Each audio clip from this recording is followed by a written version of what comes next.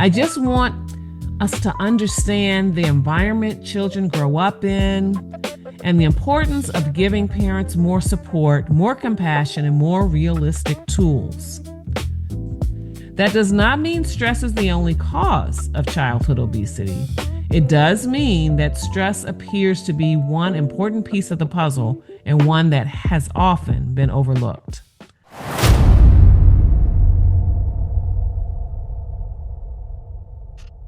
Today, we're talking about something that I think is going to ring true with many parents, especially moms who are carrying a lot right now. We hear so much about childhood obesity and its connection with food, exercise, screen time, and sleep. And yes, those things do matter. But new research is shining a light on something that many parents already know. Parent stress matters too. In fact, a randomized study conducted earlier this year found that when parents received help reducing stress through mindfulness and self-regulation skills, their young children showed healthier eating patterns and were less likely to gain unhealthy weight in the months that followed. That's a big deal because it tells us that caring for a parent's emotional well-being is not a side issue. It's not extra. It's not just a nice to have. Instead, it shows that supporting a parent's stress level may be one meaningful way to protect a child's health. And before we go any further, let me just say clearly, I am not blaming parents. I just want us to understand the environment children grow up in and the importance of giving parents more support, more compassion, and more realistic tools. So let's get into it. Researchers at Yale University studied 114 parent-child pairs involving children aged 2 to 5. The parents were assigned to one of two 12-week programs. Both groups got guidance on nutrition and physical activity, but one group also got a parent stress intervention called Parenting Mindfully for Health, which taught mindfulness and behavioral self-regulation skills. Both groups met up weekly for about 2 hours. So here's what happened. The parents in the stress reduction group showed lower stress, more positive parenting behaviors, and their children had less unhealthy food intake. At the 3-month follow-up, the children in that group did not show significant weight gain, while children in the comparison group did. The comparison group's children were reported to have a 6-fold increased risk of moving into the overweight or obesity risk range at follow-up. That does not mean stress is the only cause of childhood obesity. It does mean that stress appears to be one important piece of the puzzle and one that has often been overlooked. And what I find especially important is that these were very young children. We're talking about ages 2 to 5. So this influence can show up early, during a stage when routines, eating habits, and emotional patterns are all being formed. So how does a parent's stress end up affecting a child's weight or eating habits? Well, I can tell you it's not because parents don't care. Usually it is just the opposite. Stressed parents often care deeply and are doing their very best under pressure. But stress changes what is possible in daily life. Older research has found that multiple parent stressors are linked with child obesity, and that parent perceived stress is linked with more child fast food consumption. Researchers note several possible pathways. Stressed parents may have less time, less patience, less consistency, and fewer emotional reserves for planning meals, supervising routines, encouraging activity, and staying regulated during tough moments. Think about what stress does in a real home. When you're exhausted, overwhelmed, you're worried about bills, trying to make it on time for pickup, answer emails, and keep everybody afloat. Folks whining about what's going to be for dinner can really stress you out and just push you over the top. Bedtime gets later, screens become a survival tool, fast food becomes an efficient option. Family meals become irregular.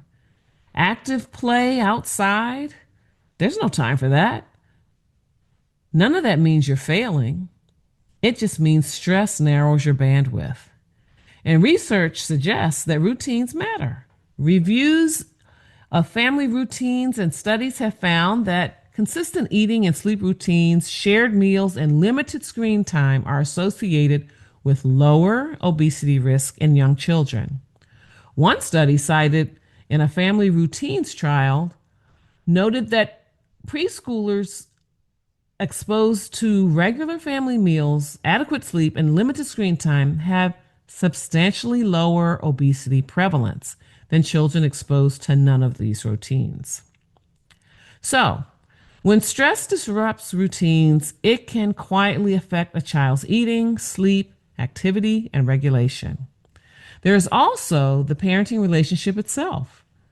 In the 2026 trial I mentioned earlier, the stress reduction group showed improvement in what researchers called positive parenting, including warmth, listening, patience, and positive affect.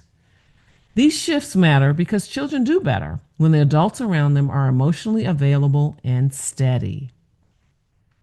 One reason experts are calling parent stress a hidden driver is that most obesity prevention conversations focus on the children's behavior without fully addressing the pressure on the caregiver. But if the parent is running on fumes, even the best nutrition advice can be hard to carry out consistently. Yale researchers specifically noted that current prevention programs often focus on diet and exercise alone, which may miss a key driver when parent stress is high. And this matters even more when we talk about equity. Stress is not distributed evenly. Financial strain, inflexible work schedules, limited access to safe places to play, food access challenges, insecurity, and unequal neighborhood resources can all raise the stress load on caregivers.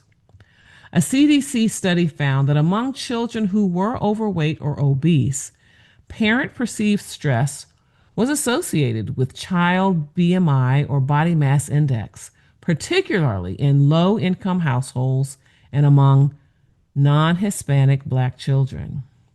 The authors concluded that obesity interventions should account for parent stress and the different stressors families face across racial, ethnic, and socioeconomic backgrounds.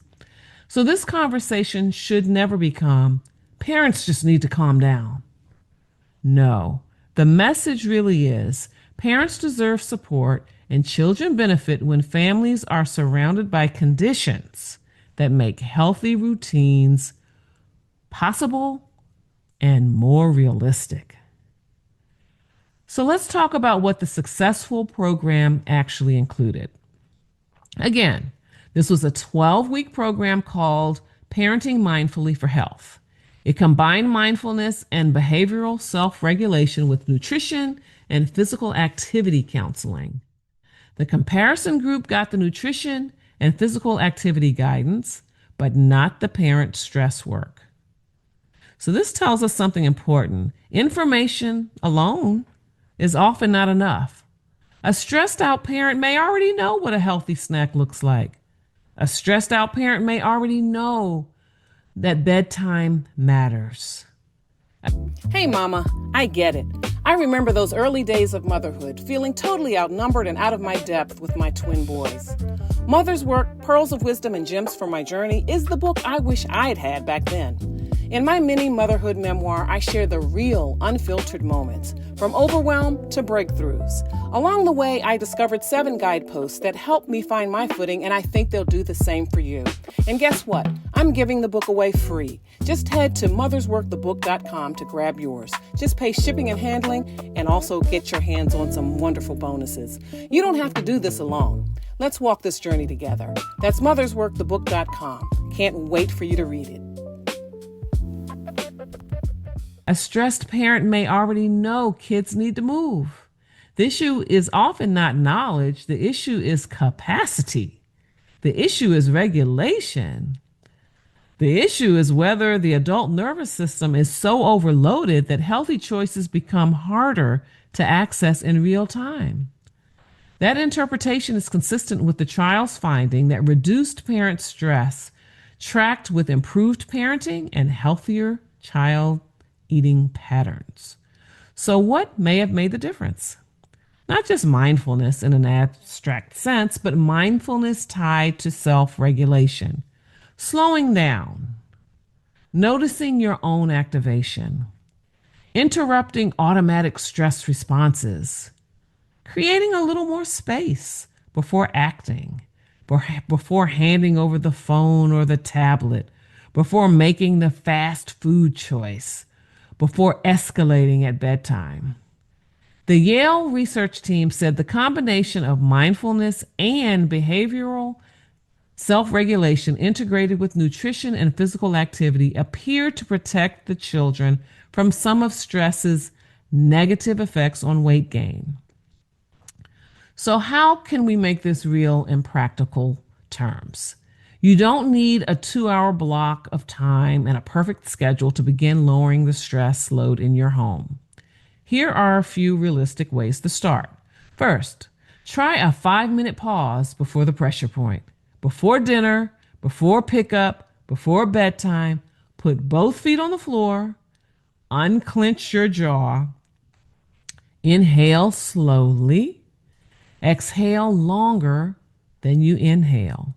Ask yourself, what does my body need right now so that I can respond instead of reacting?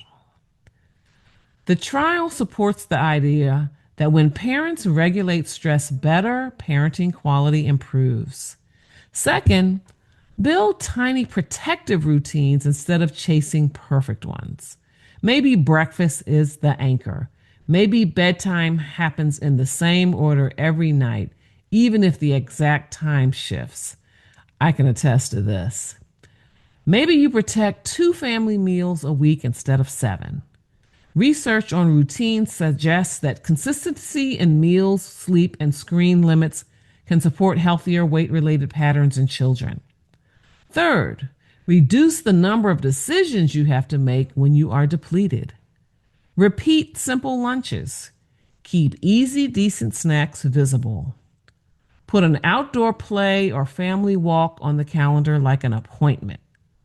Stress makes everything feel harder. Routines reduce the need for constant willpower. That idea aligns with the broader literature linking parent stress with fast food reliance, lower healthy food intake, and reduced routine stability. Fourth, invite help without apology. Co-parents, grandparents, trusted friends, churches, schools, and employers all have a role to play in reducing caregiver overload. This is not a one-parent problem to solve alone. Public health researchers increasingly argue that stress support for parents should be part of obesity prevention, not separate from it. Now, here's a word for that parent that may be feeling guilty. Maybe you're thinking, great, one more thing I'm doing wrong. Please don't let that be what you take away from this. Not blame. I want you to take away understanding. If stress in parents affects children, then the answer is not shame. The answer is support. It's compassion. It's taking small next steps in the right direction. The answer is asking, what's one pressure point I can soften this week? What's one routine I can simplify? And very importantly, who can help me carry this? That framing is consistent with how researchers describe parent stress as an important but often overlooked factor that should be addressed in prevention efforts. And for those families navigating economic strain, demanding work schedules, transportation issues, unsafe neighborhoods, or limited food options, this conversation should also point us toward better systems, not just better habits. Families need support that fits real life. So here's the big idea I hope I'm leaving with you today. When we support parents, we support children. Lowering parent stress is not only making the adult feel better, although that matters deeply, it may also help create the kind of home environment where healthier eating, steadier routines, more connected parenting, and better long-term health can take root.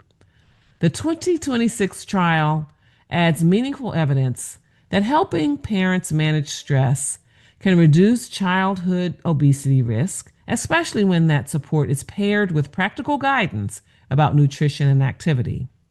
So this week, don't start with perfection. Start with one breath, one pause, one routine, one ask for help.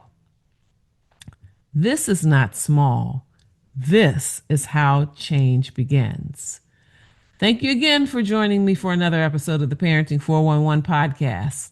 If this conversation encouraged you, please share it with another parent who may need both the science and the reassurance.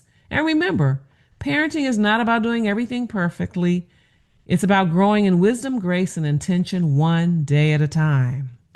Become part of our online community. Follow us at the Parenting 411 on Instagram. And until next time, take care and remember, it's never too late to be the parent you want to be. We bring you this episode for the purpose of information and entertainment only.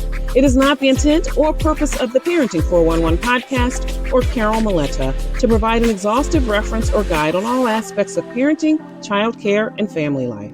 You are strongly encouraged to read all available information, consult medical or other appropriate professionals, and pursue all reasonable means to learn as much as possible about parenting to complement what you gain here, and then tailor the information to meet your individual needs. Yes, parenting is a serious matter, though it is not an exact science. The context and insights offered in this and every episode represent an account of knowledge and personal experiences of the host and any featured guests for the viewers' and listeners' information and consideration. The host and guests do not guarantee to our viewers or listeners any specific parenting outcomes from this episode or taking actions described here.